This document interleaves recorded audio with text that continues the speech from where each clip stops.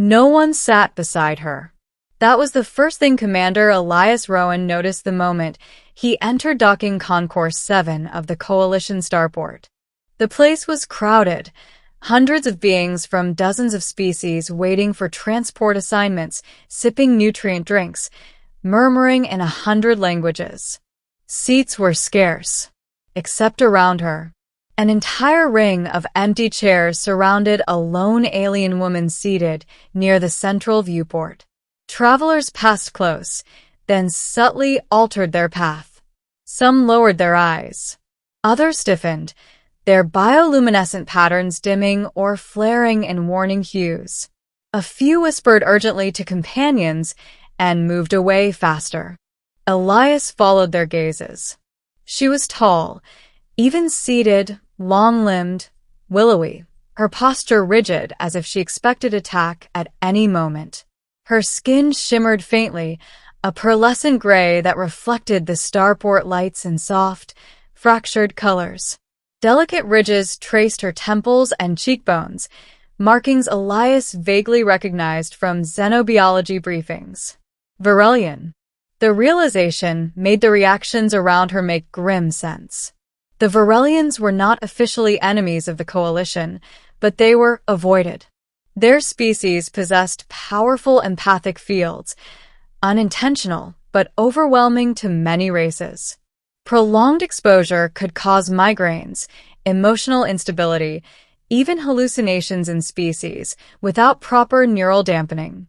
Rumors had spread further than facts ever did. Some claimed Virelians could manipulate emotions at will.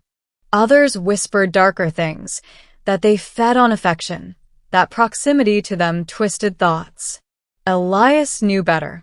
Or at least, he knew enough not to fear her. She stared straight ahead at the viewport, watching cargo haulers drift past the massive curve of the station. Her hands, slender, three-fingered, were folded tightly in her lap. Not relaxed, guarded, lonely. Elias hesitated only a moment before walking toward her. Several nearby beings noticed and stiffened. A Kelth merchant hissed softly.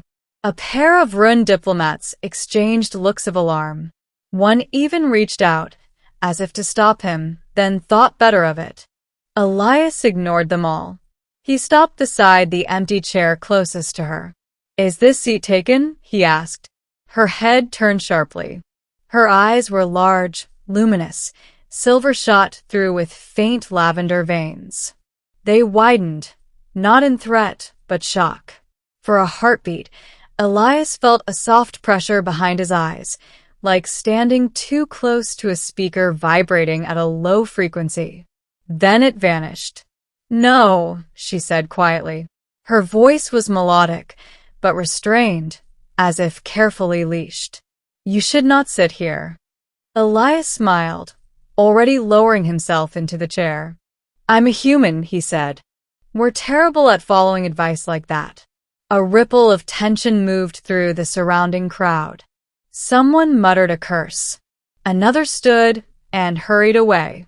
The alien woman stared at him, searching his expression as if waiting for a trick, a delayed recoil. It never came. "You know what I am," she said. It wasn't a question. "I do," Elias replied. "And you're allowed to wait for transport like everyone else." Her fingers tightened together. "They do not agree." "I've noticed," he said dryly. Silence stretched between them, broken only by the distant hum of engines.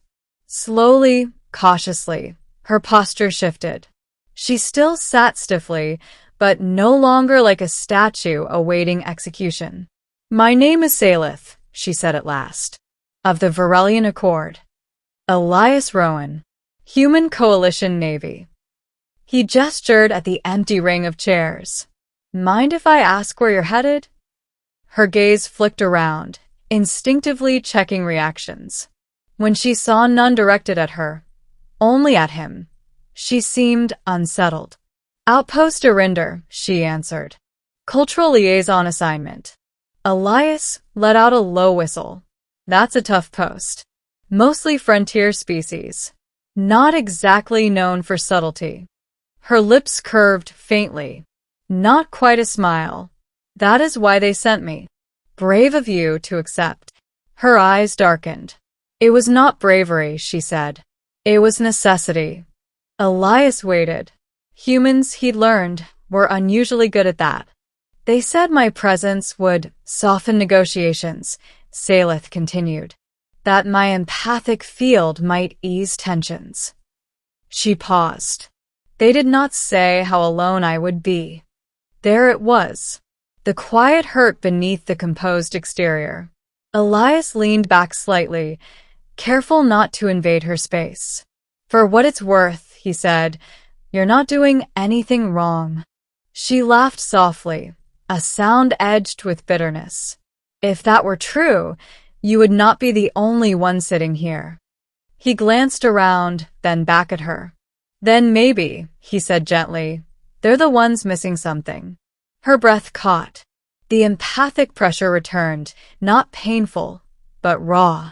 Elias felt a flicker of emotions that were not his own. Surprise, confusion, a fragile hope quickly smothered by caution.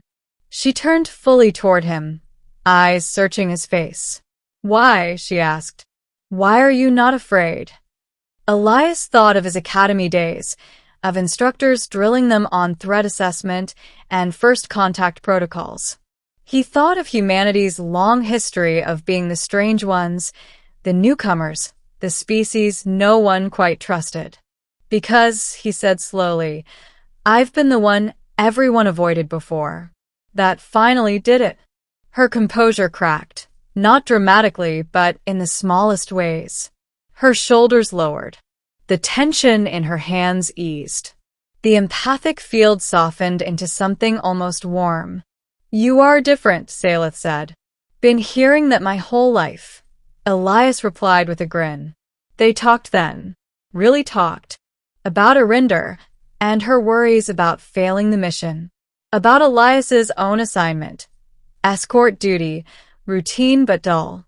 About Varelian art, created through emotional resonance rather than sound or sight. About human music, which fascinated her. Around them, the starport continued its bustle. Gradually, subtly, others noticed that nothing terrible was happening.